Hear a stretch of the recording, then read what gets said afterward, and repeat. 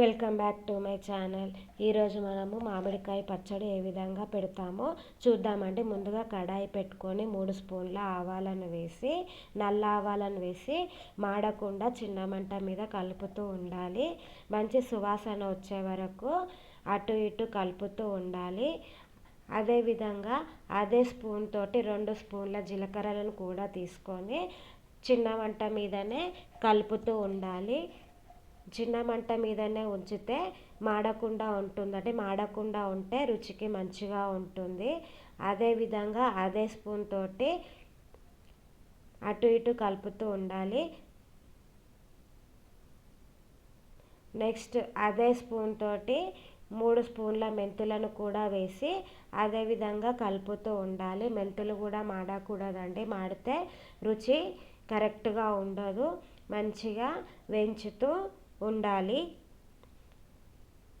నేను కడాయిలో చూపిస్తున్న విధంగా కలుపుతూ ఉండండి.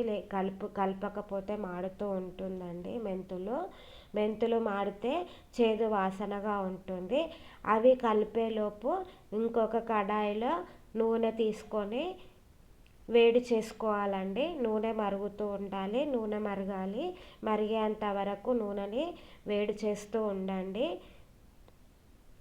కడాయిలో మనకి పచ్చడికి ఎంత కావాలో అంత నూనె వేసుకొని బాగా హీట్ చేయాలి. హీట్ చేసిన తర్వాత అందులో కొన్ని ఆవాలను తాలింపుకి వేసుకుంటున్నామండి. కొన్ని ఆవాలను అదేవిధంగా కొన్ని ఎండుమిరపకాయలను వేసుకొని మాడకుండా స్టవ్ బంద్ చేసుకోవచ్చండి. స్టవ్ బంద్ చేసి కొందులోనే కొంచెం పసుపు కూడా వేసుకోవాలి. ఎందుకంటే కలరు మంచిగా ఉండడం కోసం పసుపు వాడుతున్నామండి. నెక్స్ట్ అదే మిక్సీ జార్లో ఆవాలను వేసుకొని మిక్సీ చేసుకోవాలండి. మిక్సీ చేసుకున్న పౌడరే బాగుంటుంది కాబట్టి మిక్స్ చేసుకుంటున్నాము. మిక్సీ చేసుకున్న ఆవ పొడి ఈ విధంగా ఉండాలి. నెక్స్ట్ అదేవిధంగా జీలకర్రను కూడా వేసి మిక్సీ జార్లో జీలకర్ర అయిపోయిన తర్వాత మెంతులను కూడా వేసుకొని మిక్సీ పట్టుకోవాలండి. 3 అయిపోయిన తర్వాత కొన్ని ఎల్లిపాయలను అదేవిధంగా కొంచెం అల్లం వేసుకొని మిక్సీ పట్టుకోవాలండి. కొంతమంది ఆవ పొడితోటే వేస్తారు, కొంతమంది అల్లం వెల్లుల్లి పేస్ట్ తోటి కూడా పచ్చడి చేసుకుంటారండి. మేము అల్లం వెల్లుల్లితో చేస్తాము. అల్లం పేస్ట్ అయిపోయిందండి. నెక్స్ట్ ఇప్పుడు ప్రాసెస్ అండి. ముందు ఏదైతే గ్లాస్ తీసుకున్నానో ఒక గ్లాసు మామిడికాయ చిన్న చిన్న ముక్కలుగా కట్ చేసుకొని వేసుకున్నానండి. కొలత గ్లాస్ అదే. దాంతో సగం గ్లాసు కారము వేసుకుంటున్నాను.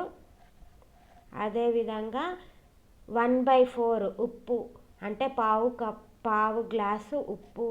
నెక్స్ట్ ఇంతకుముందు పొడి పట్టిన మెంతుల పొడి, అదేవిధంగా ఆవాల పొడి,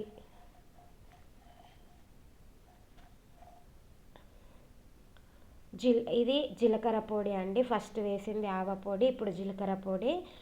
నెక్స్ట్ మెంతి పొడి కూడా వేస్తున్నాను. వేసిన తర్వాత నెక్స్ట్ అల్లం వెల్లుల్లి పేస్ట్ కూడా వేసుకుంటున్నాము. అల్లం వెల్లుల్లి పేస్ట్. నెక్స్ట్ అందులోనే కొద్దిగా పొట్టు తీసిన వెల్లిపాయలను కూడా వేసుకోవాలి.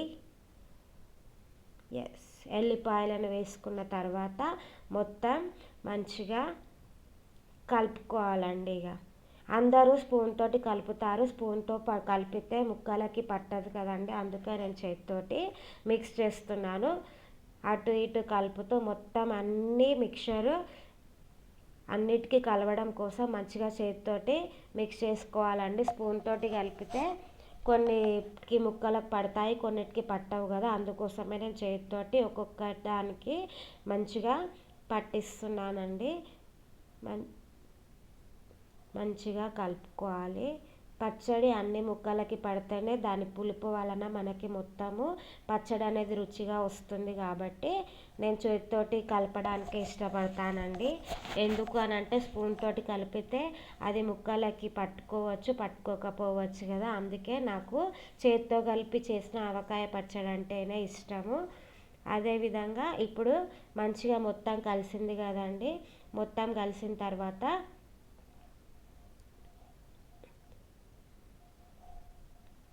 ఇప్పుడు ఇంతకుముందు కాచి చల్లార్చిన నూనె ఉంది కదండి, ఆ నూనెని కూడా వేసేసి మొత్తము మళ్ళీ మిక్సీ మొత్తం మంచిగా ముక్కలకి పట్టించేసి నూనెతోటి ఇది తీసుకొని మనకి కావాల్సిన ఏ గిన్నె అయితే ఆ గిన్నెలో వేసేసుకుంటే రుచికి సరిపోయిన మామిడికాయ పచ్చడి రెడీగా ఉంటుంది. అది వేడి వేడి అన్నంలో వేసుకొని తింటే మనకి చాలా మంచిగా టేస్ట్గా ఉంటుంది.